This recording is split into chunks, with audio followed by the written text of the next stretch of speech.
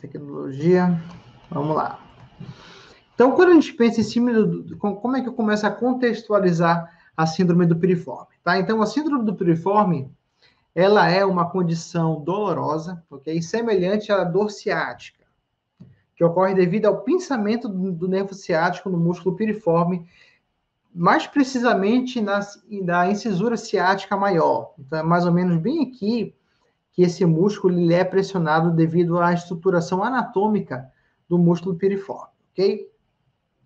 Então, falando um pouco sobre epidemiologia, a síndrome do piriforme, ela está presente com uma maior incidência entre a quarta e a quinta década de vida. Tá? Então, a síndrome do piriforme, ela corresponde a 6% das causas de dor lombar. Então, é mais comum em mulheres, devido à estruturação anatômica, ok? Do gênero feminino. Às vezes, a pelve um pouco mais larga, isso pode favorecer a síndrome do piriforme. Na grande maioria das vezes, o prognóstico ele é favorável. Tá? Então, não é uma condição de saúde que tende a se agravar, tá? Não é uma condição de saúde que tem altas taxas de cirurgia, apesar do que pode acontecer. Tá? Então, é uma condição de saúde que, geralmente, o prognóstico desse paciente ele é bem favorável, tá? Muito satisfatório. Então, basta a gente saber orientar esse paciente, saber avaliar da maneira adequada esse paciente e traçar um plano de tratamento também adequado para esse paciente. Ok? Então, aqui que está a chave da gente montar um plano de tratamento adequado e a gente fazer o diagnóstico diferencial. Como eu falei, essa síndrome ela pode gerar algumas confusões, principalmente quando a gente fala sobre sacroileite e radiculopatia. Tá? Aqui nessa aula eu vou te ensinar a simplificar esse diagnóstico, tá? Para você não errar na hora de pensar, né, em síndrome do piriforme e quais são as características clínicas que você diferencia de uma sacroileite, por exemplo, ou então de uma radiculopatia verdadeira. Ok? Então, existem alguns sinais e sintomas que são clássicos da sacroileite, tem sinais e sintomas que são clássicos da radiculopatia e tem alguns sinais e sintomas que também são clássicos da síndrome do piriforme. Tá? Eu vou te mostrar esse diagnóstico diferencial para você não cometer esses erros. Por isso que é super importante você fazer essa diferenciação. Então, o pessoal chegando aqui, mais uma aluna, boa noite, Ana Paula Lemos, seja bem-vinda, mais uma aluna aqui do Método Coluna Baseado em Evidências. A Sônia Robledo, oi Sônia, Lorena, então sejam todos muito bem-vindos, ok? Então, quando a gente continua falando sobre síndrome do piriforme, essa introdução, né, essa característica geral da síndrome do piriforme, a gente sabe que geralmente ela ocorre devido à anormalidade do músculo piriforme, como uma hipertrofia, uma inflamação, e pode acontecer devido também a variações anatômicas, que a gente vai conversar sobre isso, ok? A dor está associada à irritação, tá? Então, quando tem um pinçamento, quando tem uma compressão, isso vai gerar uma irritação, pode gerar um processo inflamatório e possivelmente vai gerar uma dor característica ali na região do nervo, na região do piriforme, tá? Quais são os principais fatores de risco que podem comprometer a síndrome do piriforme? Eles incluem trauma direto, tá? Então, às vezes, o paciente passa muito tempo sentado, por exemplo. Essa é uma característica importante, um fator de risco que pode predizer uma síndrome do piriforme. Uma outra situação, exercício excessivo.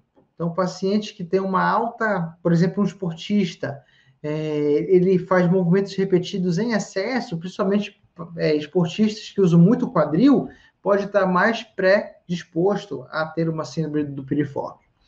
A discrepância de membros, tá? Lembra que a gente mensura a discrepância de membros pelo umbigo, através do maléolo lateral e do umbigo até o maléolo medial. Tá? A gente pode fazer essa mensuração da discrepância dos membros inferiores. Se você identificar se você identificar nessa simetria de membros uma diferença de 1,5 centímetro, ok? Isso pode ser um fator de risco importante para o desenvolvimento tanto da síndrome do piriforme, ok? Pelo desnível. Então, aqui no quadril também vai ter uma diferença de crista, tá? Então, vai ter uma anormalidade que pode predispor um alongamento excessivo dessa musculatura do piriforme.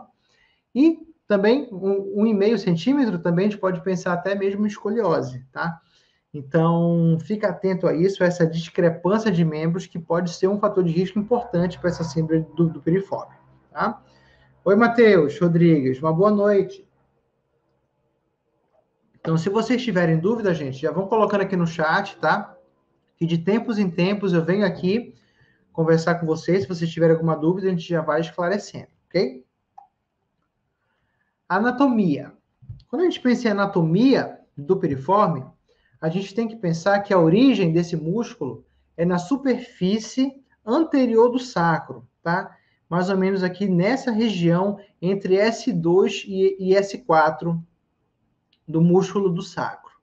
E ele vai se inserir aqui no trocânter maior do fêmur, ok? Então, essa aqui que é a distribuição anatômica. Ele é um músculo um pouco, assim, perpendicular, ele não é um músculo nem horizontal e nem vertical, ele é mais ou menos assim, inclinado, tá? A distribuição anatômica bilateral desse músculo, nessa disposição, ok? Aqui do trocânter, até a superfície anterior do sacro, é assim que ele vai se dispor anatomicamente. E a principal função do músculo do piriforme, com certeza, é a abdução do quadril, tá? Movimento de abdução e rotação externa desse quadril, ok? E ele é um importante estabilizador do quadril. Então, todos os movimentos que você pensar do quadril, seja ele abdução, adução, rotação interna, rotação externa, a extensão, flexão, o músculo do piriforme ele vai ser um importante estabilizador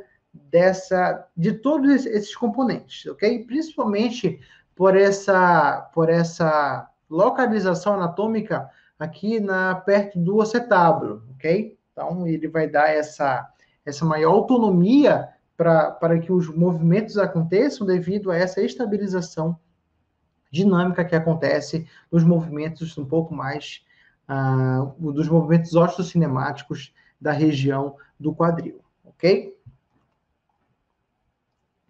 Esse vídeo aqui eu